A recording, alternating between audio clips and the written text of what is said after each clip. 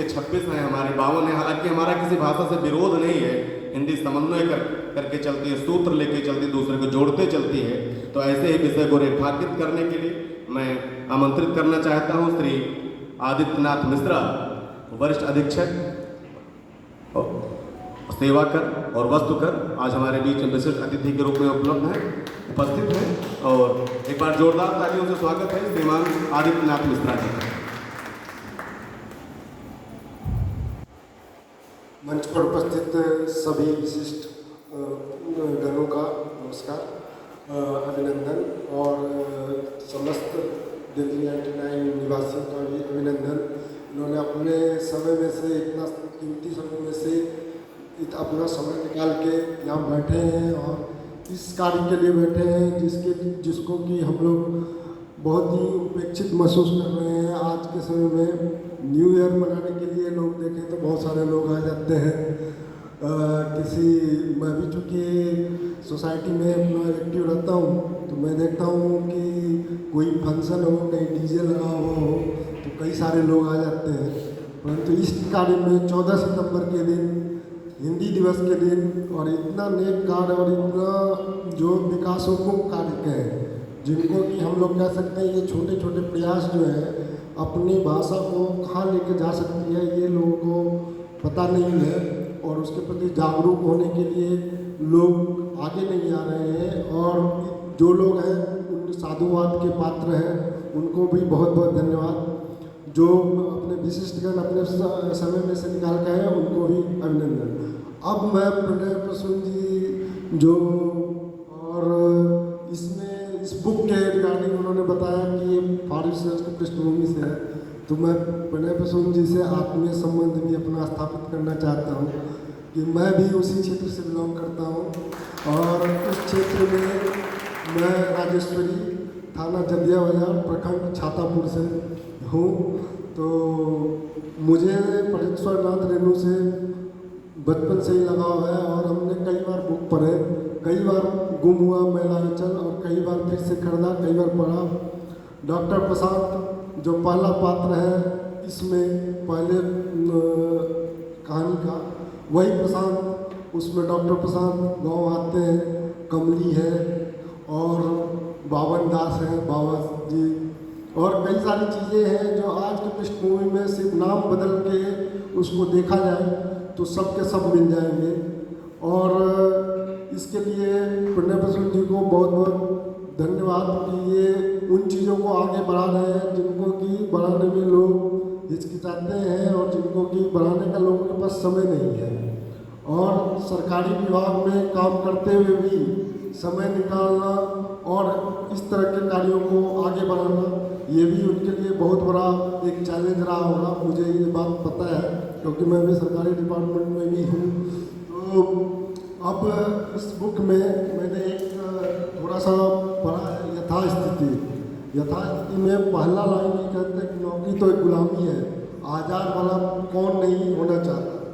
ये प्रश्न तो हर सरकारी नौकरी में जिन्होंने 20 साल की सर्विस कर ली है, लगभग 10 साल की सर्विस की है, उनको लगता है कि ये नौकरी जो है हमारी ये कब खत्म हो जाएगी। हर साल बीतने के बाद लगता है कि ये तो बहुत अच्छा समय बीत गया। और रिटायरमेंट के समय लोग पहले दुखी हुआ करते थे, एक्सटेंशन मांगते थे। आज के समय में, रिटायरमेंट के समय में लोग बोलते, खुश होकर निकलते हैं और पार्टियां दिया करते हैं कि जो भाई सही से नौकरी बीत गई, अब आराम हो गया। तो नौकरी करना इतना आसान नहीं रहा। और साथ में अपने जो ख्वाहिश है, अपने जो सपने हैं, उनको भी साथ लेके चलना, ये बहुत बड़ी बात है। इसके लिए प्रणय प्रसून जी को बहुत बहुत शुभकामनाएं और बहुत बहुत धन्यवाद भी। हिंदी भाषी होने के चलते हम लोग इस बात को अप्रिशिएट करना चाहिए, इस बात को हमें देखना चाहिए कि हम कौन हमारे भाषा को कहाँ का छोटा सा गिलहरी प्रयास के द्वारा कैसे आगे बढ़ाने का प्रयास करता है। जो हम लोग भी, मैं भी थोड़ा सा साहित्य को लेकर जागरूक हूँ और थोड़े से भाषा का जो उत्थान हुआ है उसमें भी हमने थोड़ा सा पढ़ाई करी है, देखी है। तो उसमें मैंने यही देखा कि भाषा जो शक्तिशाली है उसी की भाषा होती है। चाहे मुग़ल आए, उन्होंने अरबी फारसी आदमी अपनी रजिस्ट्रीज, और उसमें हम लोग देखते हैं कि बिहार में अरबी फारसी भाषा का इस्तेमाल होता है और उनको रहती है। और फिर अंग्रेज आए, उन्होंने अपने अंग्रेजी को उत्थान किया। हिंदी क्या है कि अभी जब से हमारी हिंदी भाषी चीज़ें जो है आगे बढ़ रही हैं, तो इसका मौके का फ़ायदा उठाकर हम जितना से जितना हिंदी भाषी साहित्य और बाकी चीज़ों को बढ़ावा दें उतना ही अच्छा है। और जितना हमारा भारतेंदु हरिश्चंद्र ने बोला था कि भाषा का यदि बढ़ाव नहीं हो तो कोई उत्थान ही नहीं है आपका। यदि भाषा का उत्थान होता है तो ही आपका वास्तव में विकास है, अन्यथा कोई भी विकास आपका सस्टेनेबल नहीं होगा। आपका विकास जो है वो अस्थायी नहीं हो सकता, क्योंकि जब कोई दूसरे भाषा के लोग आएंगे तो निश्चित तौर पर अपनी संस्कृति, अपनी भाषा जो है उसको आपके ऊपर हावी करेंगे।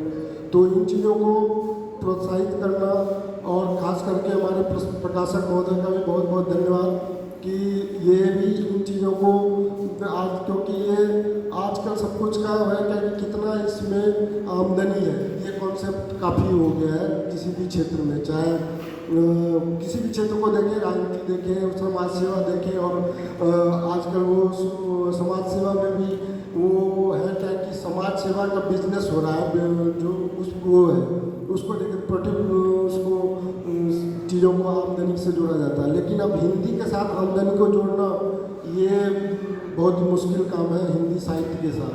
तो प्रकाशक महोदय भी बहुत बहुत इसमें अपना हिम्मत दिखा रहे हैं, उसके लिए उनका बहुत बहुत धन्यवाद। और इसी तरह इसी के साथ मैं प्रणय प्रसून जी को बहुत बहुत शुभकामनाएं देता हूँ। और मुझे उम्मीद है कि फणीश्वरनाथ रेणु जी की धरती से हम प्रणय प्रसून जी से जैसे साहित्यकार भी फिर से आगे बढ़ाएंगे।